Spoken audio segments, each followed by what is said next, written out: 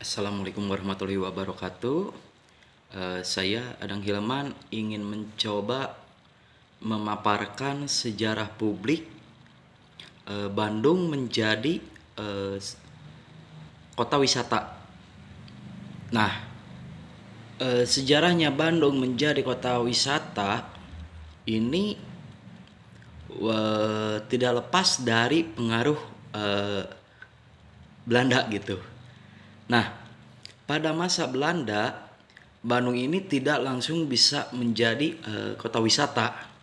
Nah, awal mulanya Bandung menjadi kota wisata ini tidak lepas dari pengaruh munculnya jalur kereta api. Nah, dengan munculnya kereta api yang ada di Bandung, itu yang melewati Bandung, nah muncul juga jalur-jalur kereta api itu yang ada di daerah-daerah sekitaran Bandung. Nah, dulu itu mungkin waktu zaman Soekarno sama Soeharto itu trayeknya masih ada gitu. Nah, seperti dari Bandung ke Majalaya, dari Bandung ke Ciwidey.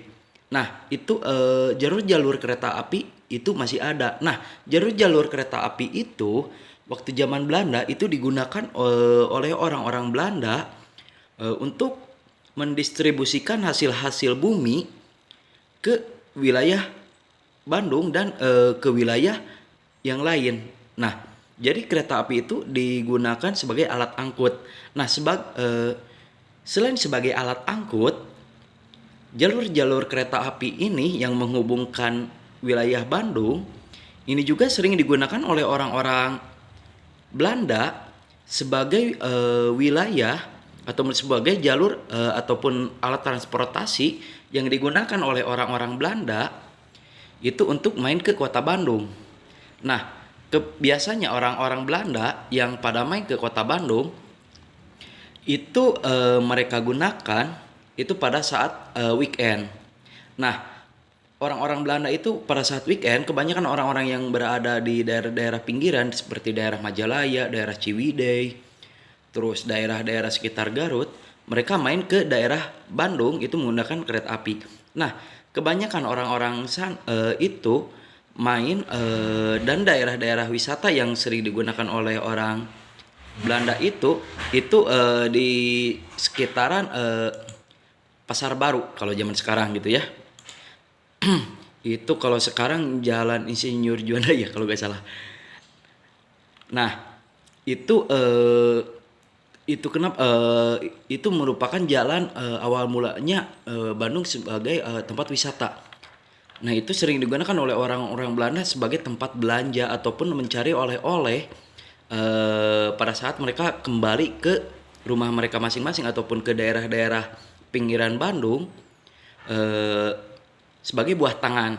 Nah, dari sana mulai muncullah atau mulai menjadilah Bandung menjadi kota wisata, khususnya untuk kota Bandung, wisata belanja. Nah, semakin kesini akhirnya banyak orang-orang yang berjualan di sekitaran jalan itu. Nah, kalau zaman dulu mungkin untuk daerah-daerah perhotelannya, meskipun sampai zaman sekarang sih, yaitu di jalan Asia Afrika. Nah, itu sering digunakan sebagai tempat peristirahatan orang-orang Belanda. Nah, dan untuk tempat-tempat belanjanya dan nongkrong itu dari sekitaran Pasar Baru. Nah, dari sana mulai berkembang banyaknya toko-toko yang berjualan di daerah sana dan akhirnya terkenal lah gitu. Dan banyak-banyak orang-orang yang berjualan di sana dan akhirnya muncul-muncul juga jajanan-jajanan lokal yang ada di Bandung yang mungkin bisa terkenal sampai sekarang gitu. Nah, eh, setelah itu setelah masa penjajahan Belanda, pada masa Jepang, nah Bandung dalam hal pariwisata Bandung tidak terlalu terlihat. Karena apa? Pada masa Belanda itu yang selama hampir 3-4 tahun yang ada di Indonesia, mereka eh, berfokus pada hal-hal pertahanan. Jadi orang-orang Jepang yang ada di Indonesia itu mereka lebih terfokus ke pertahanan. Jadi tidak terlalu memperbaiki ataupun memperbaiki hal-hal yang ada dulu pada zaman Belanda mereka gunakan sebagai tempat wisata. Karena masa kependudukan Jepang, ya kita tahu kan dunia pada masa itu masih pada masa perang. Khususnya Jepang dia ikut Perang Dunia Kedua untuk di wilayah Asia Pasifik. Nah, setelah lepasnya Indonesia dari Jepang pada masa Soekarno, nah mulai kembalilah Bandung sebagai kota pariwisata. Karena apa? Pada masa Soekarno itu industri-industri yang ada di wilayah sekitaran Bandung itu mulai diperbaiki kembali dan masyarakat mulai mencoba produksi kembali eh, hal-hal yang bisa menjadi penghasilan untuk mereka. Nah, pada masa itu kebetulan di daerah-daerah sekitaran Bandung itu banyak orang-orang lokal yang berfokus mencoba membuat usaha mereka itu dari bidang tekstil dan didukung juga oleh pemerintah pusat dengan adanya penelitian untuk membuat suatu alat tenun supaya mempermudah produksi. Dan akhirnya pada masa Orde Lama, pada masa Soekarno itu akhirnya ditemukan alat-alat produksi yang cukup bagus dan bisa digunakan oleh masyarakat. Nah, akhirnya banyak masyarakat yang membeli alat-alat itu untuk digunakan oleh mereka untuk memproduksi kain. Nah, meskipun kebanyakan kain-kain yang diproduksi di daerah-daerah Bandung itu pada masa Soekarno itu dengan tujuan untuk membuat kain sarung. Nah, meskipun selain kain sarung, mereka juga membuat kain-kain yang lain. Nah, dari sana industri ataupun identitas Bandung sebagai kota pariwisata mulai dari sana. Karena apa? Di wilayah sekitaran Bandung mulai bermunculan tempat-tempat pemproduksian kain dan orang-orang sekitaran wilayah Bandung itu mereka menjual ke Pasar Baru. Nah, kebetulan Pasar Baru ini berada di tempat strategis, dekat dengan pintu tol, dekat dengan bandara yang ada di kota Bandung, terus dekat dengan jalur kereta api. Jadi para pelancong yang berada di luar daerah Bandung ataupun para pembeli yang ada di luar daerah Bandung, mereka mudah gitu untuk datang ke Pasar Baru.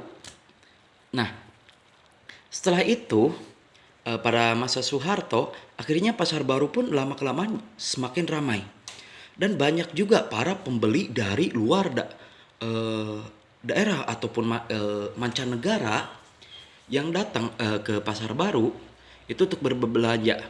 Sebagai contohnya ibaratnya ini sudah bukan rahasia umum gitu. Pasar Baru itu kebanyakan yang para pembeli itu orang-orang dari negeri jiran, dari Malaysia, untuk mereka jual lagi. Karena apa? Akses yang cukup mudah gitu dari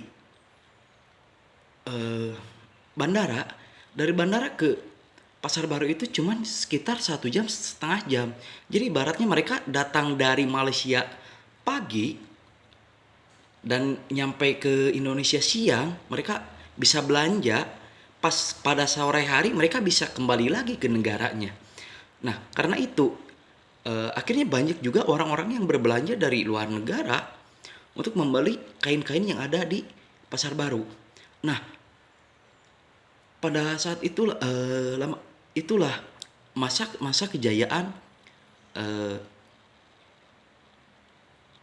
Bandung sebagai kota pariwisata belanja. Nah, itu akhirnya menjadi suatu identitas kota Bandung yang sampai sekarang ada. Nah, itu mungkin sejarah publik yang bisa saya paparkan tentang Bandung sebagai kota wisata. khususnya wisata belanja. Nah, buat cewek-cewek berarti lah. Oke,